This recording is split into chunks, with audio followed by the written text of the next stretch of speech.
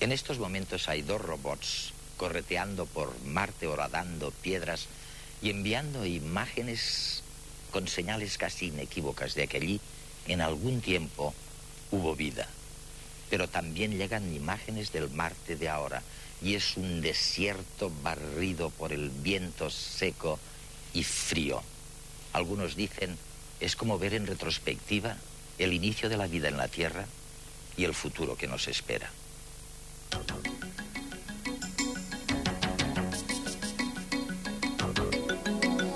El microbiólogo Ken Nilsson es profesor de geología de la Universidad del Sur de California y director del Centro para la Detección de Vida de la NASA. Ken, you are in Santa Mónica. Ken, estás en Santa Mónica, California, y nosotros aquí, en Barcelona, España. Escucha, antes de que hablemos de Marte y de otros temas, dime sinceramente, ahora, en estos momentos en que los robots están recorriendo la superficie de Marte, ¿estás más o menos convencido que hace algunos meses de que estamos terriblemente solos y perdidos en este planeta mediano en la parte exterior de una galaxia, de este universo inmenso?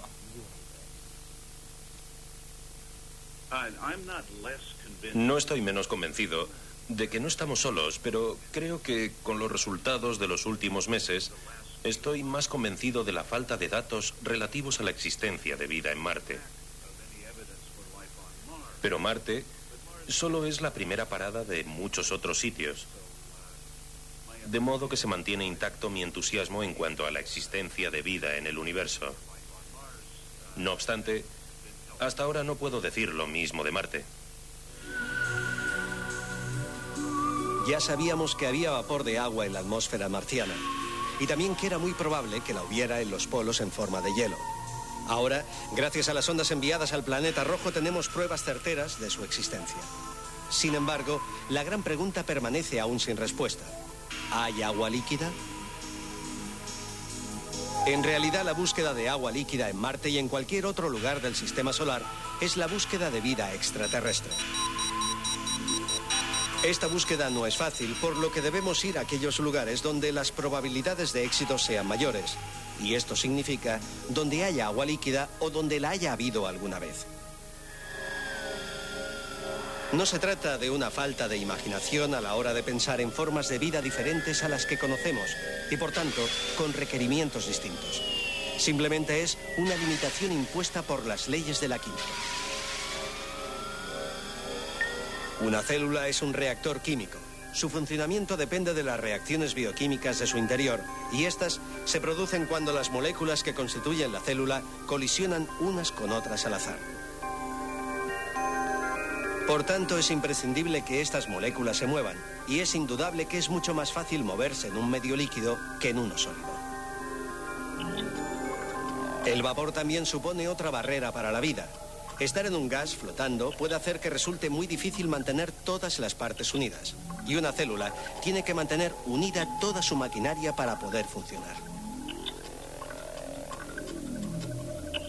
Por tanto, el agua líquida es una de las bases físicas donde es más probable que se desarrolle la vida, aunque no la única. Las condiciones actuales en la superficie de Marte, sin embargo, no son muy favorables.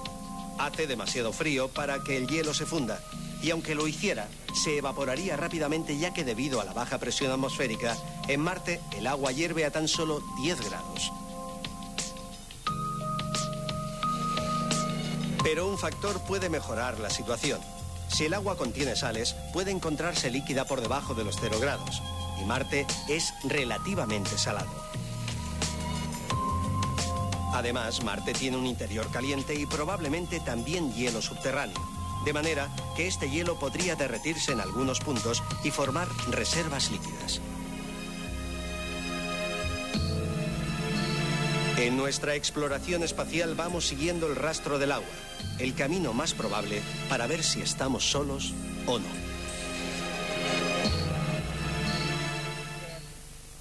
En distintas ocasiones Has dicho, oye, sí, el agua, la existencia de agua no es suficiente. Y que esto prácticamente no demuestra que exista o no vida. ¿Por qué te muestras tan cauto? Eres el que más sabe y eres el más cauto. Afirmas que debe haber energía además de agua y otros indicadores, bioindicadores, ciertas moléculas que no se han registrado todavía. Para mí, el principal problema de Marte es que no se ha encontrado nitrógeno, y creo que es un elemento fundamental para que exista vida tal y como la conocemos. El nitrógeno forma parte de las moléculas orgánicas e interviene en la transferencia de energía a nuestro alrededor, pero sin embargo, hasta ahora solo se ha descubierto una muy pequeña cantidad de nitrógeno en ese planeta. Yo, si quisiera averiguar si hay vida en Marte, buscaría nitrógeno y no agua. Si lo analizamos según la geología, es fácil comprobar que todos los elementos de este planeta tienen una reserva geológica, salvo el nitrógeno, que no forma minerales importantes, de modo que no existe una fuente geológica de abastecimiento de nitrógeno. Y esto es un inconveniente para la vida. Es fantástico, porque hace algunos años me dijiste que sería muy interesante encontrar algún tipo de vida en Marte, pero que en cierto modo, y corrígeme si me equivoco, me estabas diciendo entonces que nos sentiríamos decepcionados si descubriésemos el mismo tipo de vida que en la Tierra. Y a tus compañeros les decías que cuando buscaran vida en el universo, ese es vuestro trabajo, no deberían empecinarse en querer encontrar la vida solo tal y como la vemos y la conocemos en la Tierra. Eso es lo que decías. Qué duda cabe, así es. Hay ciertas partes de la vida que uno imagina que deben ser universales. Tienen intercambio de energía con el exterior, generan productos de desecho, deben tener estructuras para aprovechar la energía y estas propiedades son observables y mensurables. Y posiblemente, lo más importante, deben tener estructuras complejas, porque la complejidad es necesaria para coger todas esas piezas y transformar la energía en estructuras nuevas y complejas. Pero la complejidad no tiene por qué parecerse a nada de lo que conocemos. Solo significa que debe existir algún tipo de estructura compleja, y dicha estructura no sería predecible a partir de las características geológicas, biológicas, químicas o físicas del planeta. De ahí que busquemos categorías como la complejidad, la estructura, los productos y el flujo de energía, sin dejarnos influir por la exigencia de que estén compuestos por alguna proteína, ADN o algún elemento que no sea familiar. Has dicho que lo que has aprendido ahora sobre las lunas de Júpiter te ha ayudado muchísimo a cambiar un poco tu opinión sobre la posibilidad de que haya vida ahí fuera. Has sugerido que estas lunas son tan distintas unas de otras que quizás podrían proporcionar un marco o algo parecido para este tipo de vida del que estás hablando. ¿Por qué? Bien, me gustan las lunas de Júpiter porque son muy variables. Como has dicho, son muy distintas entre sí. Si salimos un poco de Júpiter y nos fijamos en Europa, Calisto y Ganímedes, sus tres grandes lunas exteriores, todas tienen agua. Ahora suponemos con bastante certeza que todas tienen agua en estado líquido bajo un manto de hielo. Además, en dos de ellas ha habido recientemente volcanes activos. Y esta es una noticia bastante alentadora porque si hay hielo y volcanes debe de haber agua fluyendo y se deben estar produciendo fenómenos interesantes. Y dos de ellas incluso tienen campos magnéticos. Un hecho bastante positivo si se busca la presencia de vida. La Luna es el astro que nos resulta más familiar, tanto por su cercanía como por las misiones que la han estudiado. Y en estos momentos, americanos y europeos luchan para que Marte deje de ser un gran desconocido. Pero nos quedan todavía otros 7 planetas, muchos satélites y miles de cometas y asteroides. Soviéticos con la saga de las naves Venera y americanos con las Mariner y Magallanes lo intentaron con Venus. Corrían los años 60 y 70 y esperan encontrarse con un planeta parecido a la Tierra. Pero Venus es un planeta hostil, con una temperatura por encima de los 480 grados en la superficie y una presión altísima, por lo que ninguna nave ha logrado permanecer en él más de 127 minutos. Actualmente la ESA está preparando la misión Venus Express, que partirá en el 2005 y que sobrevolará los polos de este astro. Más cerca del Sol está Mercurio, del que tenemos unas pocas imágenes tomadas por la Mariner 10 de la NASA entre el año 74 y 75. A diferencia de Venus, Mercurio prácticamente carece de atmósfera, con temperaturas que varían entre los 450 grados en las zonas donde le da el sol y unos 200 grados bajo cero en las zonas oscuras.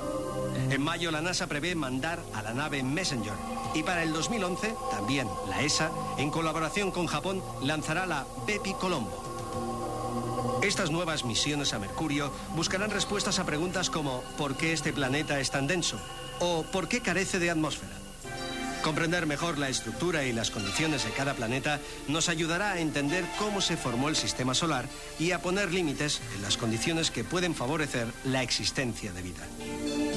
En la dirección opuesta también se han estudiado Júpiter y sus satélites, Saturno y sus anillos, Urano y Neptuno. El lejano Plutón todavía es una meta por conquistar. En todas las misiones, la búsqueda principal son las trazas de vida y de agua. Profundizar en la génesis y composición del sistema solar es el primer paso para acercarse con base científica a la pregunta de si estamos solos en el universo. Pero la curiosidad humana va más allá de los 9 planetas y sus satélites. También se han realizado expediciones a cometas y asteroides. El próximo 26 de febrero, la ESA lanzará a Rosetta, una misión destinada a alcanzar el cometa 67P Churyumov-Gerasimenko, en un viaje de 10 años. En el camino está previsto que se encuentre con al menos un asteroide. Los cometas y asteroides son los portadores de las trazas más antiguas de los bloques constituyentes del sistema solar primitivo. La conquista del espacio no ha hecho más que empezar. Más allá de nuestra atmósfera nos esperan grandes retos. Ambientes extremos, radiaciones ionizantes muy peligrosas. Tal vez las condiciones de las que gozamos en nuestro planeta no sean más que fruto de la casualidad. Y la vida inteligente, tal y como la entendemos, no sea posible más que en muy pocos o en ningún otro lugar de nuestro todavía desconocido universo. Nunca me he olvidado cuando me dijiste hace unos años que si buscas vida, hay que pensar que la vida es una equivocación. Por eso añadías que cuando se ve algo extraño, algo que no se alcanza a comprender del todo, se debería uno detener y buscar vida entonces. Por supuesto, todos los minerales de la Tierra y los que podemos encontrar en Marte se comportan siguiendo las mismas sencillas reglas. Pero si nos fijamos en la vida en la Tierra, no obedece a ninguna de esas reglas. Es muy compleja, muy estructurada. Tiene una composición extraña. Por eso, cuando se busca la existencia de vida, se busca algo que no es habitual. Y cuando se encuentra, no se abandona hasta dar con una explicación. Podría haber distintos minerales debido a las características químicas y físicas propias de Marte. Y esto sería ligeramente distinto. Pero de hecho, todavía no los hemos visto. De hecho, aún no hemos visto nada realmente extraño en Marte. Es increíble, ¿no? Ken, por favor, vamos a ver. Explícame esto porque nadie me lo ha dicho hasta ahora. ¿Qué ha ocurrido? ¿Qué ocurrió en Marte? Quiero decir, oye, tú mismo comentas que todavía no se ha encontrado nada extraño allí. Pero parece que hace miles de millones de años existió algún tipo de atmósfera, incluso magnetismo. Hay huellas de la existencia de volcanes, algunos de ellos hasta 100 veces el tamaño de los volcanes que conocemos en la Tierra, y por supuesto agua y ríos. Por eso el ciudadano en la calle tiene la sensación de que hace miles de millones de años hubo vida en Marte y que en cierto modo el planeta no está totalmente muerto. Y de repente, oye, se envían unos robots y se descubre este desierto yermo. Y no solo no se encuentra nada extraño, sino que tampoco hay nada familiar. Quiero decir, no hay nada. ¿Qué ocurrió en Marte? ¿Qué crees tú que pudo haber pasado hace 2 o 3 mil millones de años? Cuando uno se fija en la superficie de Marte, hay muestras de que pudo haber grandes cantidades de agua recorriéndola y de que en el pasado el aspecto de Marte pudo haber sido muy distinto al actual. La interpretación que yo hago de todo esto es que Marte perdió su campo magnético. Si es que dicho campo existió en cierta medida, lo que permitió al denominado viento solar, los rayos cósmicos, entrar en contacto directo con la superficie del planeta. Y esto rompió el agua que pudiera haber en la atmósfera, transformándolo en hidrógeno y oxígeno. Y el hidrógeno se escapó hacia el universo, dejando el planeta sin agua.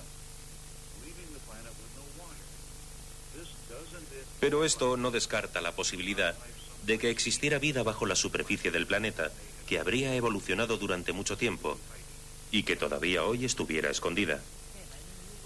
Ken, quiero decir, tú vas por la calle y de pronto pierdes la cartera, pero ¿cómo es posible que un planeta pierda su campo magnético? ¿Qué pasó? ¿Cómo utiliza un campo magnético? ¿Se trata del núcleo duro? Es decir, ¿cómo puede un planeta perder su campo? Bueno, seguramente los expertos españoles en el tema podrían decir que me equivoco, porque yo no soy especialista en ese campo, pero te voy a decir lo que me explican mis colegas de aquí. Marte es un planeta más pequeño, con un núcleo de hierro también mucho más pequeño que se enfrió mucho más deprisa.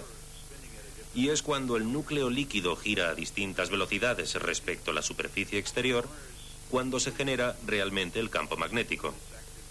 De modo que al enfriarse, Marte perdió no solo sus volcanes activos, por esa razón no hay volcanes recientes, sino también su campo magnético.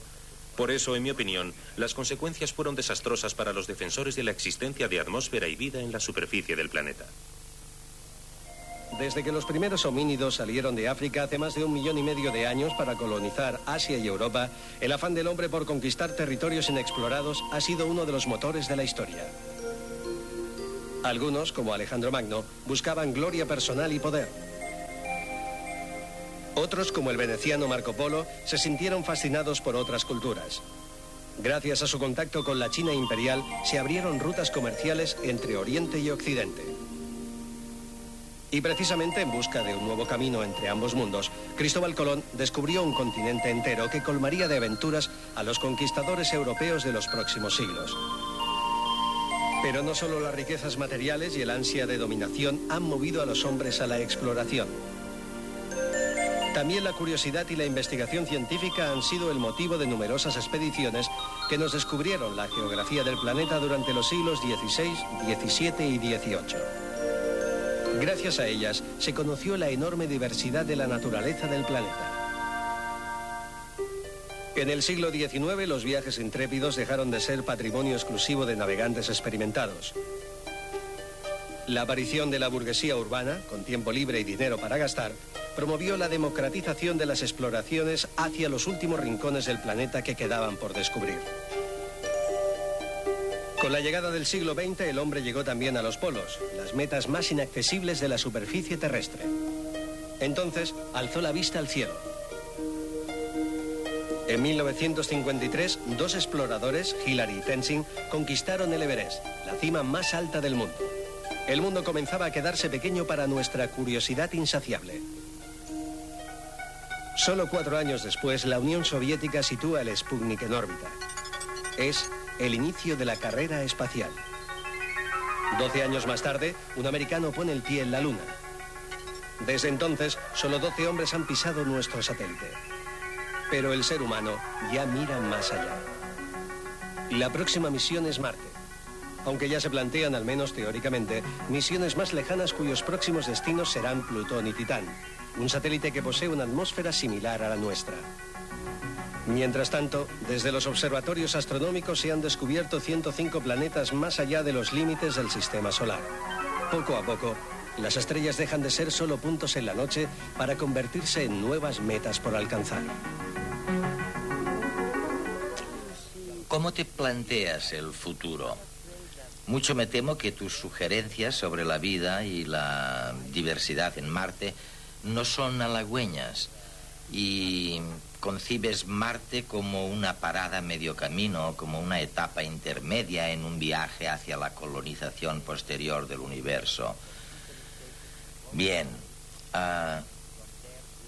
pero ¿cuáles son los requisitos para poder hacer este viaje? Piensa que hacen falta 7 meses para llegar hasta allí, viajando a una velocidad de, ¿cuánto? ¿10.000 kilómetros por hora? No, a unos 30.000 kilómetros por hora. Bueno, pues fíjate, 30.000 kilómetros por hora. Y después dices que una vez allí habrá que instalar grandes habitáculos, grandes espacios, para que la gente no se vuelva histérica por la claustrofobia en la cabina.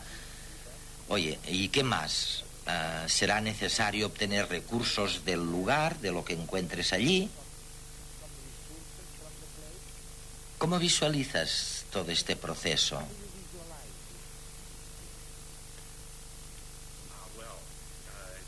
Si tuviera que visualizar todo esto, imagino que el primer experimento lo llevarían a cabo robots, quizá dirigidos por astronautas desde la órbita.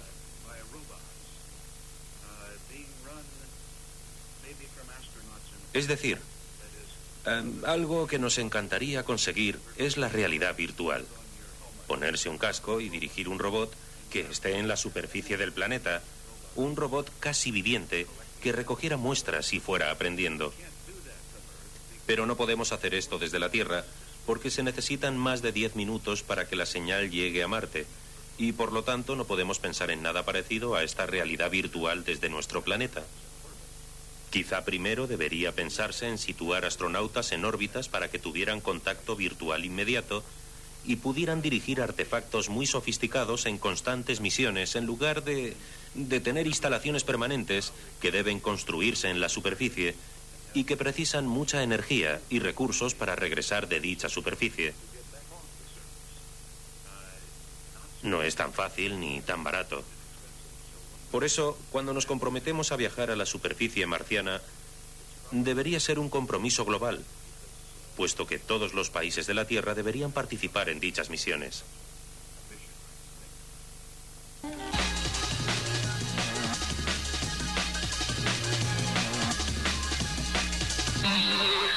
En Estados Unidos han encontrado una molécula sintética que es capaz de inducir a una célula a desdiferenciarse, es decir, a retroceder desde su estado actual a otro anterior mucho más primario.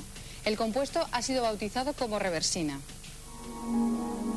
Hasta el momento la reversina se ha probado con células que están programadas para formar tejido muscular.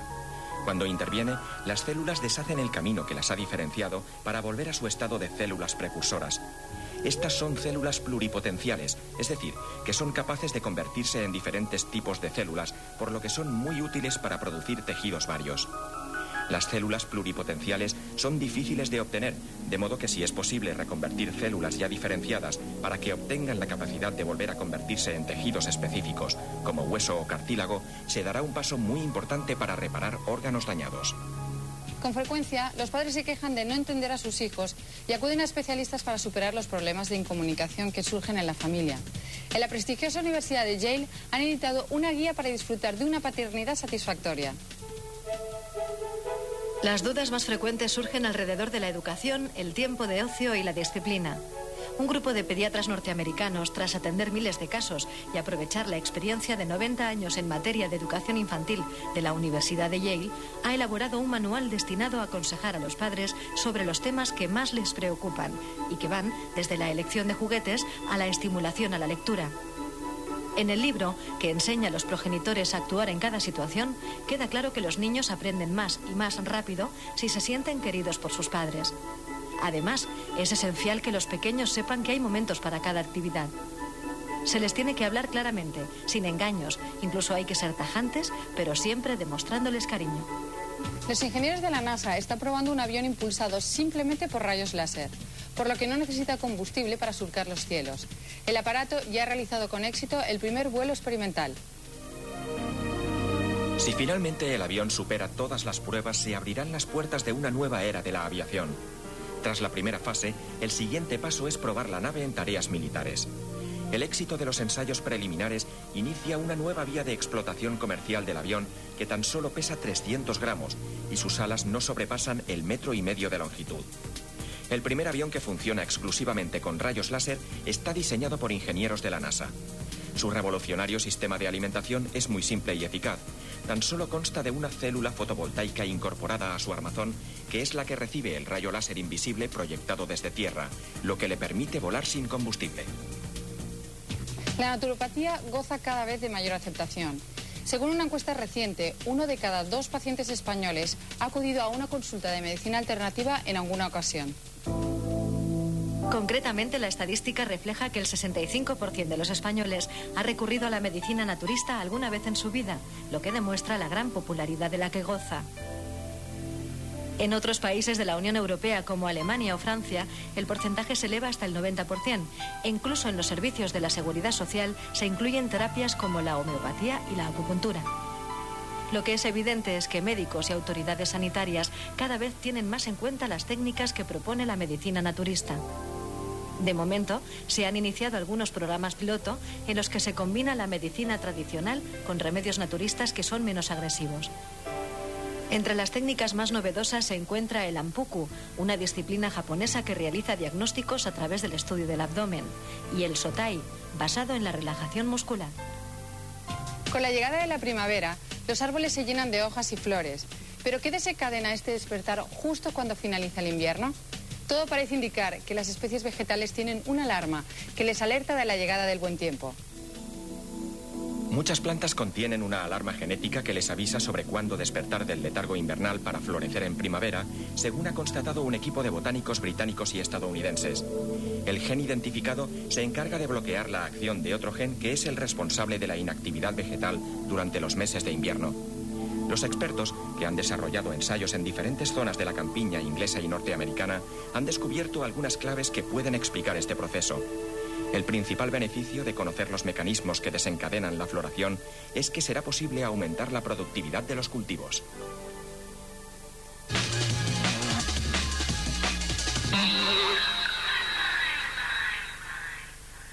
A pesar de los dos robots, Opportunity y Spirit, que andan dando vueltas por la superficie de Marte, la verdad es que seguimos sin saber si estamos solos en este universo.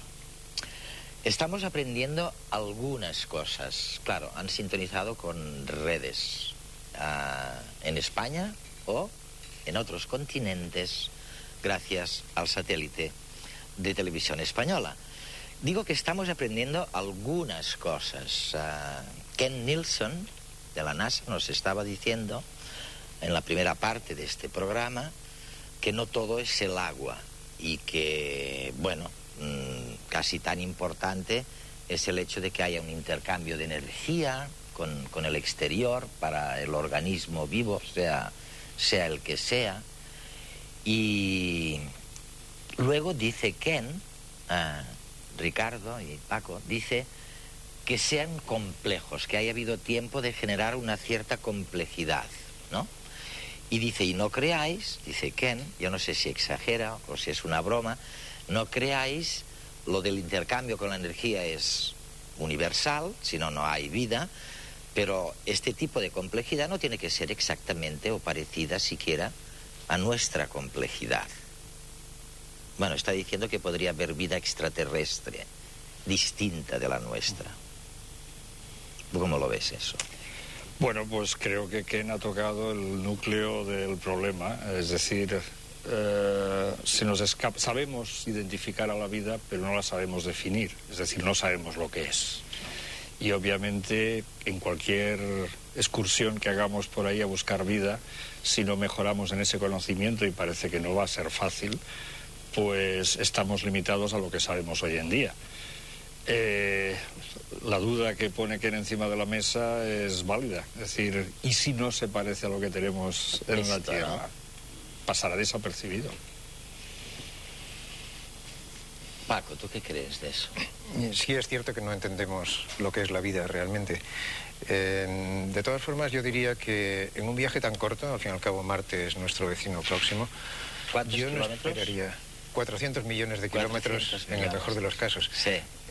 Yo no esperaría sorpresas tan grandes, pero es cierto que hay que responder con mucha cautela precisamente porque no sabemos lo que es la vida. Es decir, yo me esperaría en uno de esos 100 y pico planetas que hemos encontrado allí lejos, ahí puede haber cualquier cosa.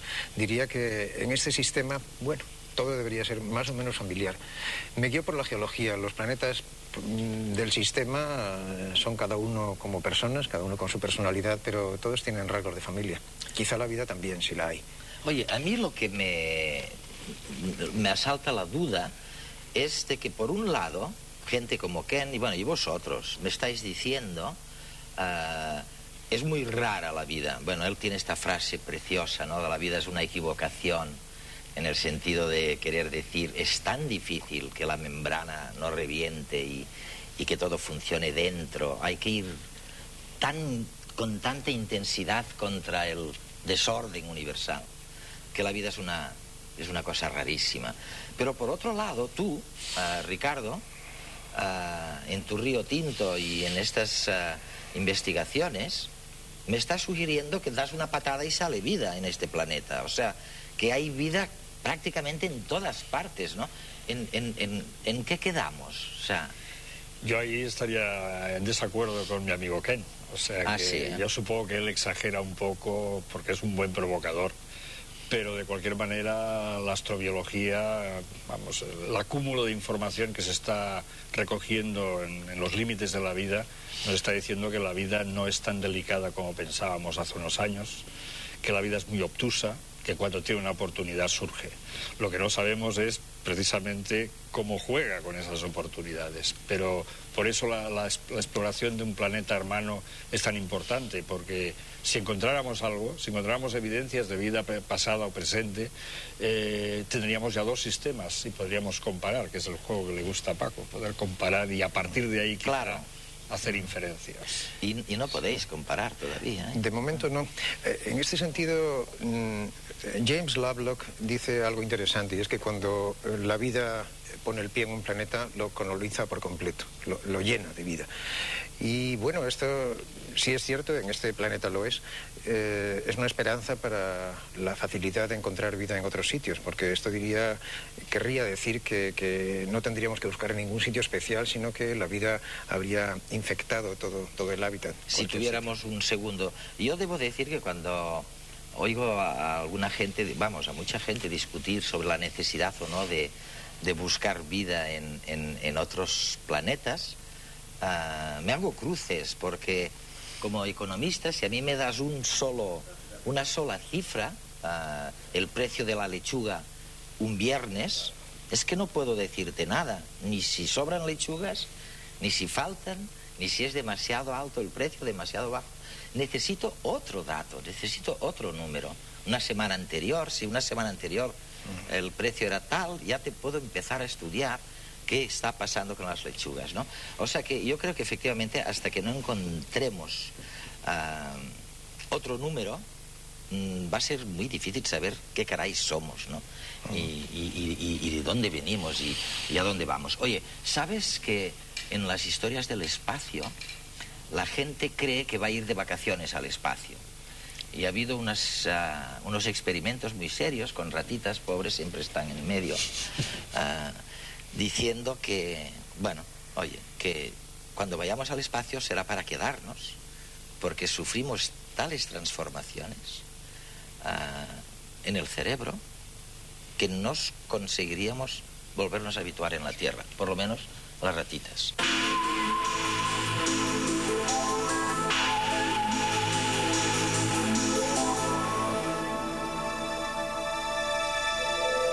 En 1990 se inició el proyecto Neurolab impulsado por la NASA. Con él se quería estudiar la respuesta del cerebro a la gravedad. Para ello, se mandaron al espacio en el transbordador Columbia 2.000 ratas, algunas de ellas a punto de dar a luz.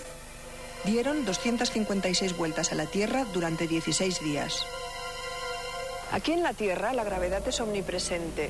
Por eso su ausencia en el espacio provoca en los animales adultos alteraciones como pérdida de masa muscular o sanguínea, osteoporosis. En cambio, en los animales en crecimiento los cambios son mucho más profundos. En las ratas adultas se detectaron alteraciones de la conducta, cambios en el comportamiento afectivo, en especial desatención de las crías, como si perdieran el instinto maternal. No es de extrañar, pues se vio que había habido cambios en el hipotálamo, el centro regulador endocrino del cerebro. Estos cambios disminuían la secreción de las hormonas oxitocina y vasopresina, que produjeron los cambios en el comportamiento. También se detectaron niveles de estrés muy elevados, algo que se puede justificar porque las ratas iban literalmente volando en las jaulas. En las crías, los cambios fueron mucho más profundos. Como en las ratas en crecimiento el cerebro se desarrolla en 30 días, las ratas del proyecto Neurolab pasaron la mitad de su crecimiento en el espacio. Estos cerebros que maduraron en ingravidez revelaron una atrofia cortical y conexiones muy alargadas entre neuronas. Además, algunas de las ratas tenían atrofiadas las patas traseras. El cerebro sabemos que es un órgano muy plástico, que tiene una capacidad enorme para adaptarse al nuevo medio ambiente. Es muy dinámico, ¿no? Durante millones de años nuestro cerebro ha evolucionado dentro del campo gravitatorio terrestre. Hace 50 millones de años, los cetáceos dejaron el medio terrestre para volver a vivir en el mar. Este cambio de entorno supuso alteraciones no solo en el cuerpo, que se hizo hidrodinámico, sino también en el cerebro. El cerebro de los delfines tiene muchas más circunvoluciones que el nuestro y más capas de neuronas. De la misma manera que los cetáceos eran animales terrestres que volvieron al mar y tuvieron que cambiar su adaptación al medio, los humanos extraterrestres serían tan distintos de nosotros que quizá no podrían ser llamados humanos. En consecuencia, se puede afirmar que si nos vamos a vivir al espacio, nos vamos para no volver a la Tierra. Los cambios producidos en los humanos extraterrestres harían de nuestro planeta un medio hostil. Ir al espacio implica seguramente quedarse. Bueno, a lo mejor es mejor que ir de vacaciones. Oye, Ricardo, las imágenes que estamos viendo de Marte, las que nos envían ahora estos robots y las naves oscilando allí, ¿nos están enseñando algo nuevo que no conocíamos antes? Bueno, honestamente tengo que reconocer que no soy un gran experto de la historia de Marte, o sea que yo creo que lo que nos están enseñando son cosas previsibles, quizá Paco ahí puede puntualizar mucho mejor, pero básicamente a nivel geológico, por ejemplo, el robot que ha ido al campo de Matites está viendo Matites, vamos, los instrumentos diseñados para poder hablar sobre ese tema, el Mossbauer, que es precisamente un instrumento dedicado fundamentalmente al hierro, pues nos dice que eso es lo que hay allí. Claro, yo creo que allí quizá me apoyo en lo que dijo Paco hace un momento. Probablemente no vamos a encontrar geológicamente grandes diferencias. Lo que probablemente ha sido distinto es las condiciones en las que se han formado las cosas, y ahí es donde tenemos que hurgar, tenemos que ver. Ahora, sí es cierto que algunas novedades están llegando y que tendremos en este año, vamos a tener un empache de información marciana por razones obvias. Sobre todo el Mars Express lleva 7 instrumentos que van a dar datos a nivel global que van a ser muy preciosos, porque ese tipo de acumulación de datos, por ejemplo, de la posibilidad de que haya agua a varios kilómetros de profundidad, no los tenemos. Y eso es previo a poder decidir si vale la pena ir a perforar o no perforar en Marte. Si hay agua, habría que. ¿Y el tema del hierro por qué es tan importante? Este es el tema de Ricardo, precisamente. Sí. Yo creo que podemos jugar a que lo contestas tú. ¿Por qué es tan importante? De la geología yo hablo del hierro. Bueno, tiene bastante que ver con el origen de la vida en la Tierra. primeras formas de vida con mucha frecuencia se encuentran asociadas a lo que se llaman formaciones bandeadas de hierro. Hierro sedimentario que parece que fue precipitado por catálisis, de alguna forma, por formas bacterianas. De manera que, si el paralelo nos vale, podríamos pensar que en Marte pasó algo parecido. Al fin y al cabo, si acepto lo que yo mismo dije hace un momento, tendríamos que buscar estos paralelos entre planetas que al fin y al cabo son hermanitos que han ido separándose después, pero fueron gemelos en el nacimiento. Oye, ¿y qué pasó en Marte? Quiero decir, una de las cosas nuevas que parece que estamos descubriendo es que no está totalmente muerto. En un sentido, por lo menos. Me decís los geólogos que están seguros de que Marte está en el final de una época glaciar. Está saliendo realmente de una época glaciar. Bueno, un poco como nosotros, ¿no? Que estamos entre dos glaciaciones. Y eso daría a entender que por lo menos allí hay algo de movimiento climático. Y si hay algo de movimiento climático, a lo mejor tus piedras es que no están muertas del todo, ¿no? Eso es algo nuevo, ¿no?, que estamos sacando. Sí, y sobre lo cual estamos discutiendo mucho los marcianos. Yo quería decir que la historia de Marte que ha propuesto el doctor Nilsson en la introducción me parece una historia muy convencional, es la que viene en los libros. Según esta, todo lo interesante que pasó en Marte pasó en los primeros millones de años de su historia y luego se cierra, se baja el telón, ¿no? Eso, sí. Muchos no estamos de acuerdo. Yo tengo evidencias indirectas, pero presentables, de que, bueno, no solo los glaciares se han movido en Marte recientemente, sino que probablemente hay volcanes activos todavía y que hay fallas activas, con lo cual habría algún terremoto de vez en cuando. Es decir, que el planeta no está muerto desde el punto de vista de energía interna. Eso me parece interesante no solo por entender mejor el planeta, sino también porque afecta al otro problema, el problema de la vida. Siempre que haya volcanes recientes, esto lo decía el doctor Nilsson antes, es posible que parte del hielo esté fundido y por tanto tengamos agua calentita, algo interesante desde el punto de vista de las bacterias, ¿no es así? Tus bacterias estas, vamos, en un medio así, para hablar de tus extremófilos, ¿no?, que eres el gran especialista, es concebible, ¿no?, que haya bacterias en lo que está describiendo Paco. Los experimentos últimos que se han hecho en septiembre y octubre en Río Tinto, que es perforando y precisamente aprendiendo a perforar para poder mandar ese tipo de misión a Marte, pues hemos encontrado microorganismos que son capaces de vivir comiendo pirita a 100 metros de profundidad.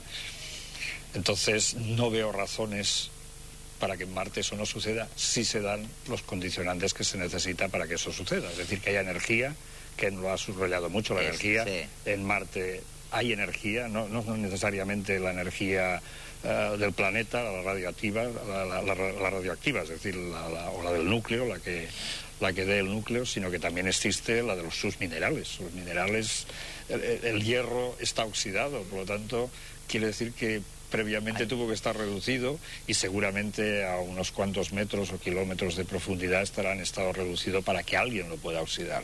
Es decir, el tipo de vida que ya conocemos en el planeta Tierra, en distintos lugares del planeta Tierra, sería factible que pudiera existir en Marte si el agua estuviera en estado líquido.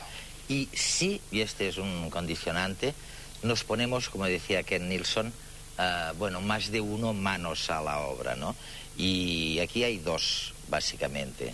Está la NASA, Estados Unidos, y está la Agencia Espacial Europea. Y en los aterrizajes de los aparatos estos, el de la Agencia Espacial Europea, el Beagle, que nunca respiró después, y el de la NASA, no siempre hemos sacado la impresión de que la comunicación es diáfana entre los dos y la colaboración que no podría ser más estrecha. Vamos a verlo. La carrera espacial que ha llevado a los científicos de todo el mundo al planeta Marte está jalonada de grandes éxitos, pero también de estrepitosos fracasos. En los más de 40 años de intentos por posar una nave terrestre en suelo del planeta rojo, solo 3 han logrado su objetivo.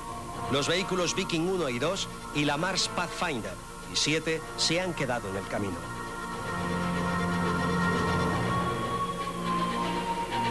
Actualmente se están desarrollando dos proyectos, la Mars Express, europeo, y la Mars Rover, americano. Las agencias que los patrocinan, la ESA y la NASA, están librando desde el pasado 25 de diciembre una guerra mediática de proporciones similares a las que se vivió entre americanos y soviéticos cuando el hombre pisó la Luna el 20 de junio de 1969. La situación que se produjo entonces era que a finales de los años 50 la Unión Soviética puso en órbita el primer satélite, el Sputnik, luego puso en órbita el primer astronauta, y esto fue percibido por los norteamericanos como una amenaza, y con lo cual pues el presidente Kennedy lo que lanzó es el reto de poner un hombre y devolverlo sano a la Tierra, sano y salvo a la Tierra, para finales de la década de los años 60, cosa que ocurrió en el año 69. Entonces, en este caso, digamos, fue un caso muy especial porque había una lucha, era la plena época de la Guerra Fría, había una lucha por el control mundial, y el ir a la Luna pues representaba convertirse en los líderes tecnológicos, pero también desde el punto de vista del prestigio internacional, ¿no? La presencia de la ciencia en los medios de comunicación se está revelando cada vez más importante. Puesto que la investigación vive del modelo público, es necesario transmitir a la sociedad la importancia de este tipo de trabajos para que, a la vez, las autoridades aumenten las dotaciones destinadas a investigación y ciencia. En Estados Unidos esto lo tienen muy claro. En Europa la situación es distinta, es decir, hasta ahora ha imperado mucho más el concepto de la ciencia como un bien puro que no tenía aspectos comerciales. Sin embargo, esto se está introduciendo rápidamente, es decir, con mucha menos eficacia que en el caso de Estados Unidos, pero, digamos, los científicos empezamos a ser muy conscientes que la divulgación científica es muy importante si queremos justificar frente a la opinión pública los presupuestos cada vez mayores para continuar hacia adelante el trabajo científico.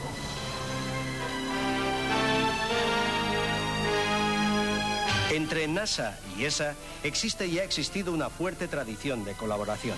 En el caso de la Mars Express y las sondas americanas, hubo también un importante intercambio de tecnología.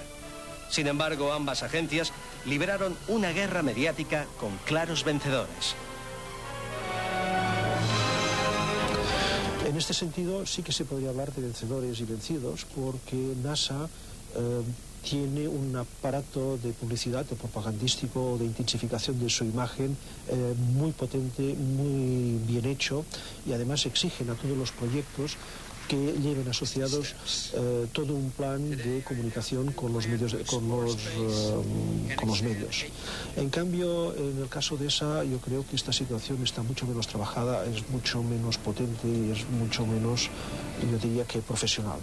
Bueno, profesionales simplemente porque no tienen los medios suficientes para hacerlo. Y en este sentido, desde el punto de vista de los medios de comunicación, sí que ha habido un claro vencedor.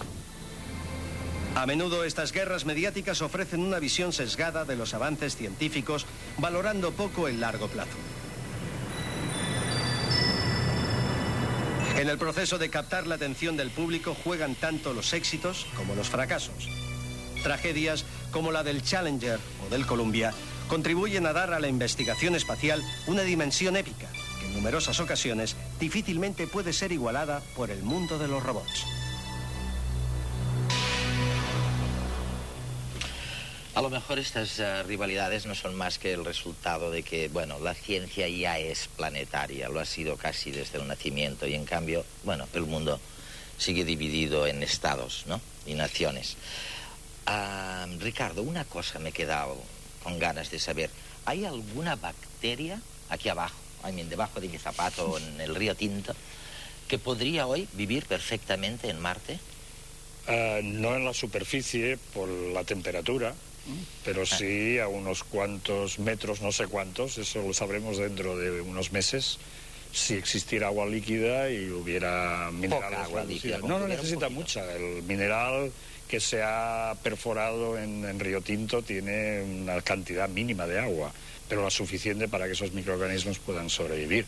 Por lo tanto, ese tipo de estrategia sería factible en Marte, sobre todo porque la mayoría de las condiciones se dan sobre el hierro, sobre los minerales de hierro. Oye, para todo eso, Paco, tú has medio sugerido que en la fase posterior de exploración tiene que haber una especie de de multidisciplinariedad, ¿no? Que tendríamos que saber, bueno, si hay vida o no hay vida, la bacteria de Ricardo, si se puede dar allí. Tendríamos que conocer mejor tal vez el clima, mejor la geología, y luego a partir de eso ya decidiríamos las cosas que decía Ken, si enviamos unos astronautas que dan vueltas alrededor de Marte dirigiendo a los robots, o eso ¿cómo lo ves? Lo veo como un ejemplo magnífico de lo que se llama teoría de sistemas. Los sistemas de un conjunto interaccionan entre sí. Cuando vamos al médico del digestivo y nos dice que tenemos una úlcera, es fácil que nos pregunte si nos dan muchos disgustos en la oficina o algo parecido. Las cosas interactúan. Y en un planeta pasa lo mismo. Los sistemas internos actúan sobre los externos y al revés. El mejor ejemplo que conozco es uno muy bonito que pasó en este planeta hace unos 100 millones de años. Solo. Nada más. Sí. Esto es el 20 de diciembre, claro, en términos de un año, o sea, sí, recientemente. Es el tiempo de los dinosaurios y probablemente llegaron a ser tan grandes y tan bien alimentados porque hubo un clima especialmente cálido, un clima de invernadero. ¿Por qué sucedió esto? Pues porque el núcleo de la Tierra, de alguna forma que no comprendemos bien, se enfadó, mandó una gran cantidad de calor a través del manto hasta la superficie, hasta el fondo del Océano Pacífico. Hubo un enorme vulcanismo submarino. Ese vulcanismo submarino inyectó cantidades importantes de CO2 en la atmósfera y esto creó ese clima de invernadero. De manera que, al fin y al cabo, todo eso tenía que ver con el interior del planeta, con el mismo centro de la Tierra. Y desde entonces, desde que tenemos claro este ejemplo, que se descubrió hace muy poco, hace 10 años nada más, esto no había ninguna idea, y desde entonces tenemos este ejemplo de cómo unos sistemas de un planeta interaccionan con otros. De forma que yo creo que sí, que solo vamos a entender la posible vida en Marte cuando entendamos el planeta en su conjunto. Porque todo está relacionado con todo, lo hemos dicho tantas veces y es una verdad tan tremenda. No hemos llegado al segundo, al instante de la cuestión. Es el último programa, es la última oportunidad que tienen para añadir sus propuestas a las más de 500 propuestas que nuestra audiencia aquí y en otros continentes nos ha hecho sobre cuál ha sido el mayor descubrimiento científico de la historia, de la humanidad, del mundo. Con esta idea, con esta propuesta, nos despedimos de ustedes hasta la próxima semana.